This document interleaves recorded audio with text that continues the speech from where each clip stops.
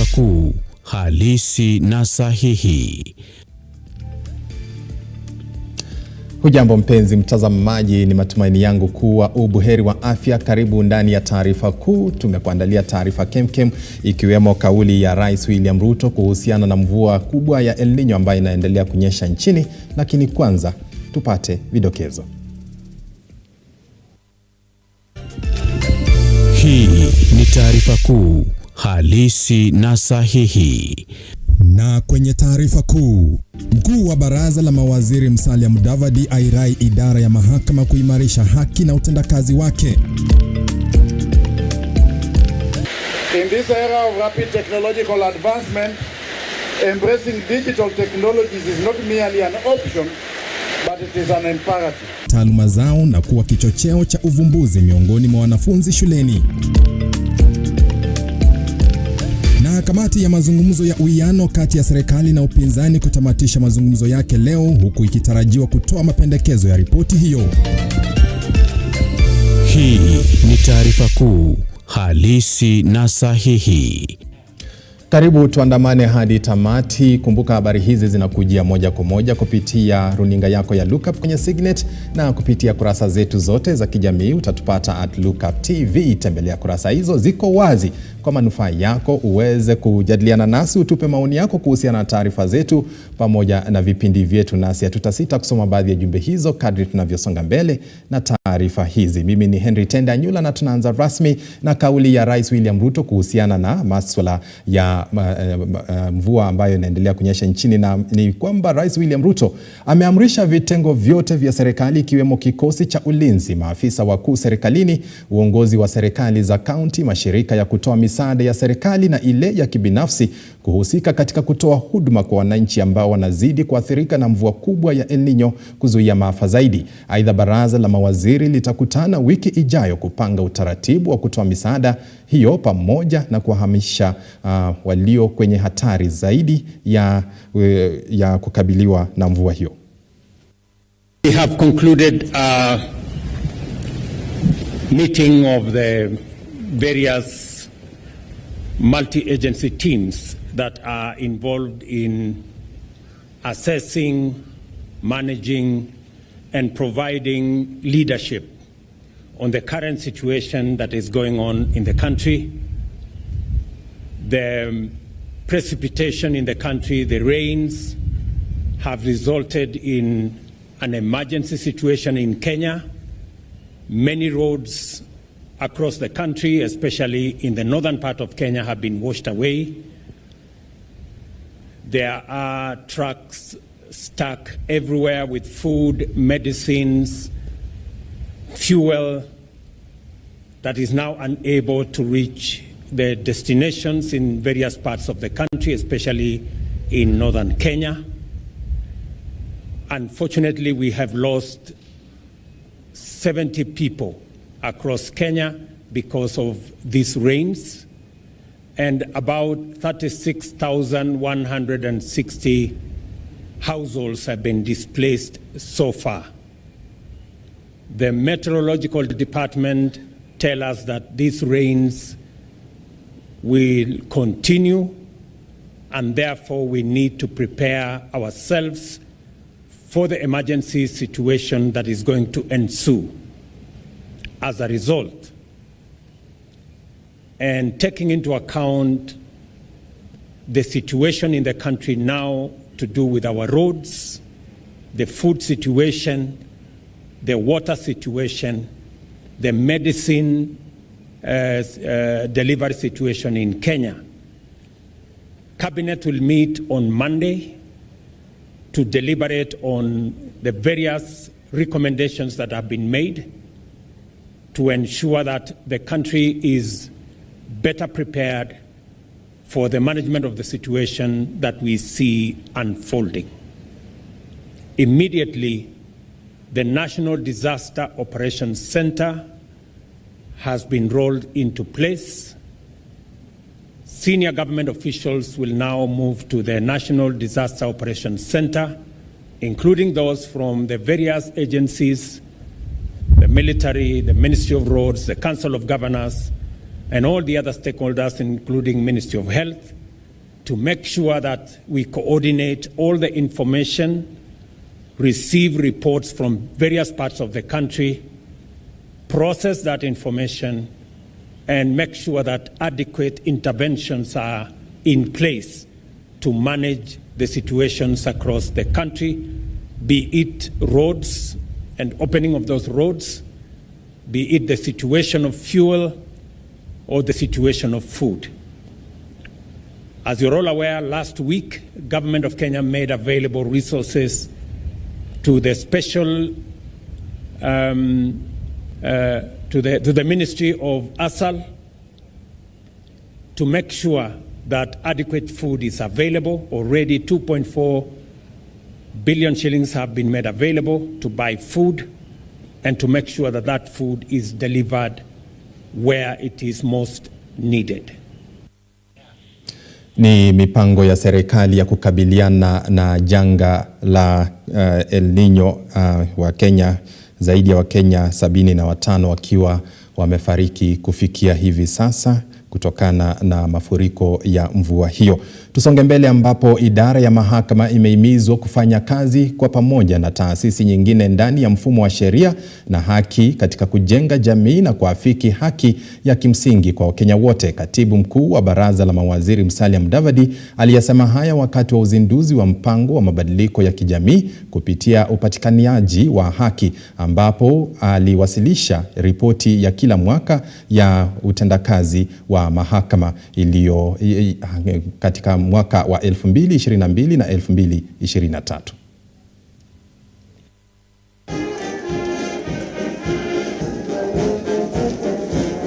The Constitution has guided us towards inclusivity. That is why we keep reminding ourselves that in whatever we do, no one should be left behind. The emphasis on should not is because that is the conditionality the Constitution demands of us. Ladies and gentlemen, it is in this context that I commend the judiciary for the manner in which it has discharged its mandate and exercised the sovereign power which the people of Kenya have delegated to it. The launch of the Sojo report is evidence that the judiciary in Kenya is justly committed to serving and to being accountable to Kenyans.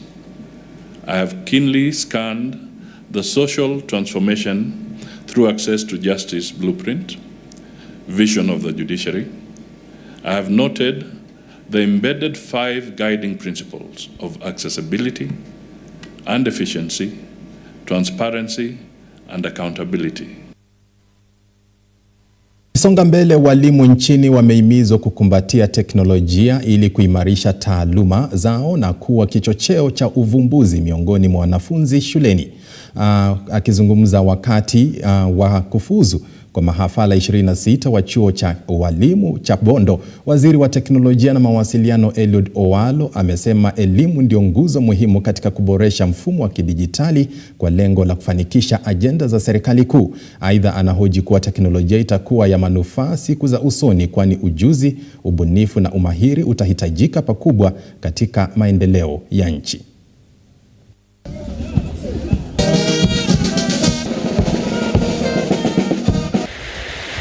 The impact you will have as you pursue your profession will extend far beyond the walls of the classroom. It will be felt in our communities and ultimately shape the trajectory of our nation. However, the world as we knew it has shifted. The fourth industrial revolution is not a distant concept.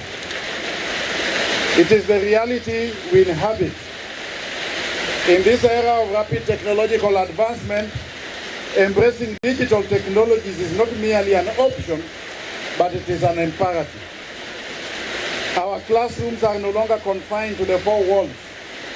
They extend into the vast realms of the internet, offering a wealth of knowledge and resources at our fingertips. Ladies and gentlemen, it is therefore essential to understand the pivotal role that the government envisions in steering this transformation. Today, I would like to shed light on the government's commitment to this digital revolution and the significant role it plays in the higher education sector. The digital revolution is not just a technological evolution, but it is a societal transformation, and as a government, we are fully engaged in this revolution on behalf of our country and its people. As the Cabinet Secretary responsible for information, communications and the digital economy, I wish to emphasize the emerging priorities in the bottom-up economic transformation agenda. Our bottom-up economic transformation plan recognizes ICT as the most critical driver for sustainable people-centered economic development in Kenya, and of course across all sectors. ICT, therefore, accordingly, is one of the 5 pillars of our plan, the others being agriculture and food production, affordable housing, universal health care, and growth of the medium and small enterprises sector.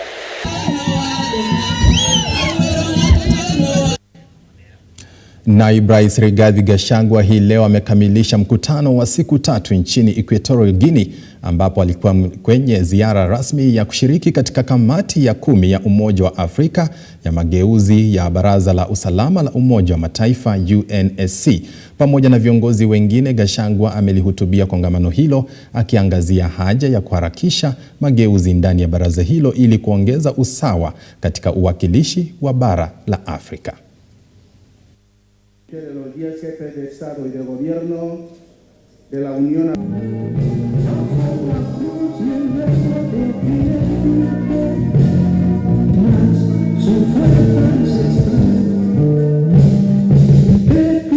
De Seguridad de las Naciones Unidas. Excelentísimo Julius Maada, Excelentísimo Denis Sassou Nguesso, Presidente de la República de Congo, Su Excelencia, la Primera Ministra de la República de Guinea Ecuatorial, Su Excelencia Mustafa Mahamat, Presidente, personalmente, debido a compromisos previos. Wito umetolewa kwa serikali na wadau wa elimu kuhakikisha shule maalum zinapokea walimu wa kutosha na vifaa vya kufunza ili kuwezesha utekelezaji wa mtaala wa umilisi CBC na kuondoa vizingiti vilivyopo. Akizungumza katika shule ya kitaifa ya wavulana ya ACK Matundu ya wanafunzi wanaoishi na ulemavu eneo bunge la Khwisero, kaunti ya Kakamega, mkurugenzi wa benki ya IG Sacco Justus Wabuko amesisitiza umuhimu wa kuwa na idadi ya kutosha ya walimu pamoja na vifaa hitajika katika shule hizi ili kuhakikisha wanafunzi wote nchini wanapata elimu bora.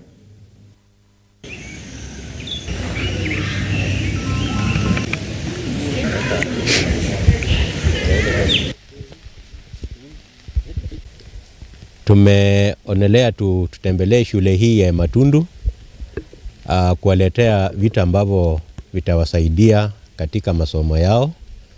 Sana sana kuendeleza hii mdala wa CBC.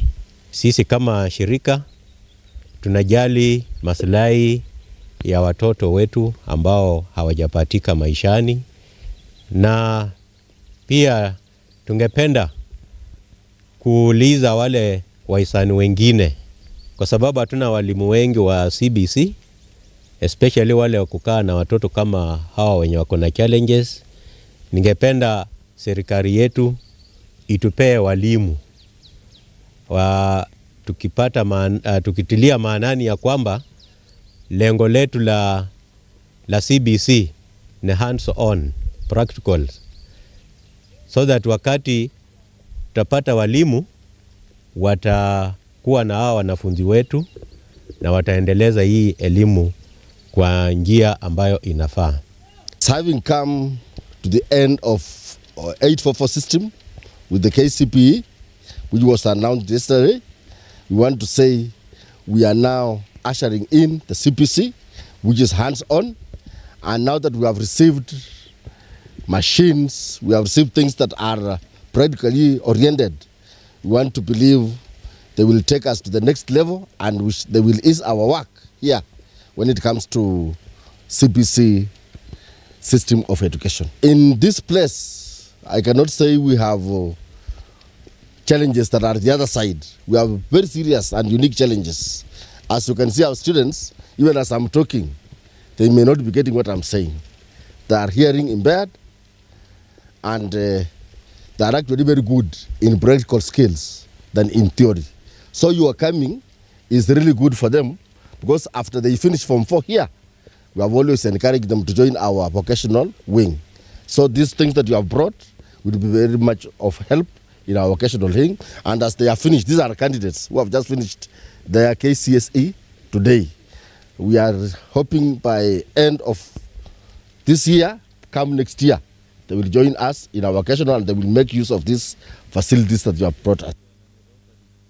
Kamati ya uwiano ya serikali na upinzani itatamatisha majadiliano hii leo kabla ya kuandaa ripoti ya mwisho.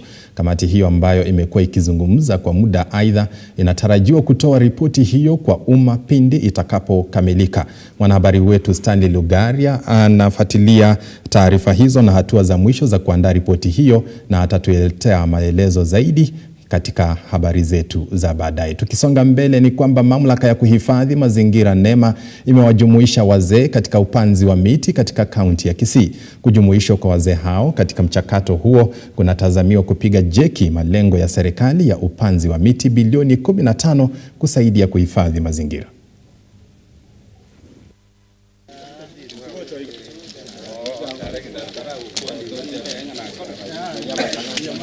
Hiyo ni furaha yetu, kwa sababu wamekuja, sio kuja kutopemberesa, wamekuja kutukumbusha ya kwamba kuna mambo tusipoangalia yataharibika.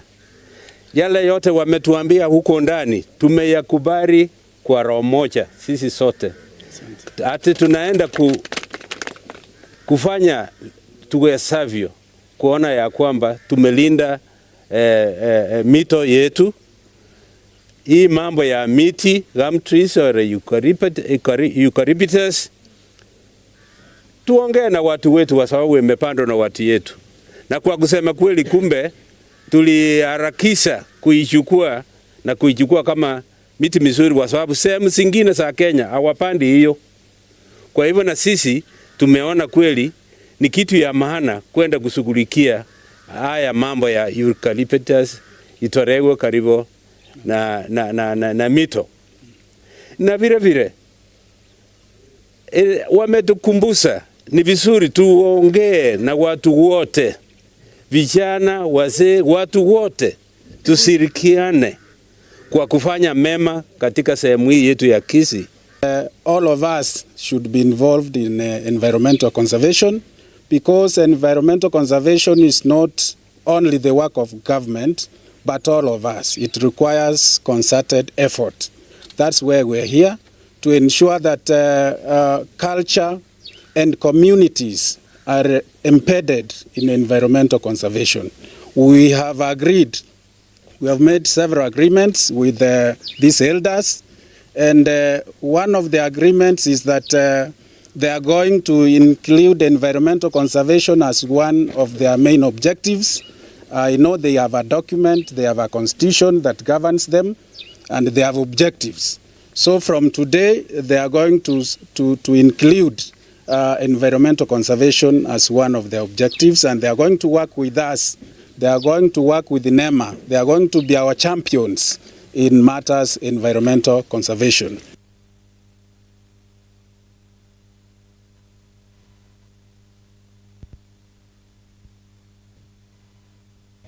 Na mchakato huo wa upanzi wa miti ndio umetukamilishia habari zetu mchana wa leo. Mpenzi mtazamaji, imekuwa fahari yetu kukuandalia ni taarifa hizi.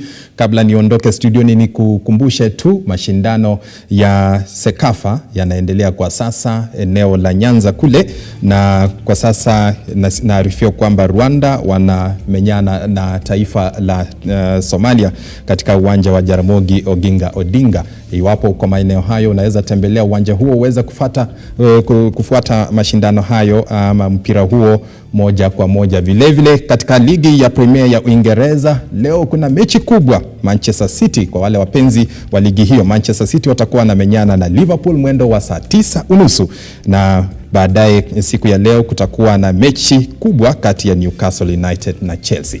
Hayo tu ni kwa wapenzi wa soka nchini, lakini kwa sasa niruhusu niondoke studioni. Imekuwa fahari yetu kukuandalia taarifa hizi. Tunakutakia mchana mwema. Mimi ni Henry Tende Anyula.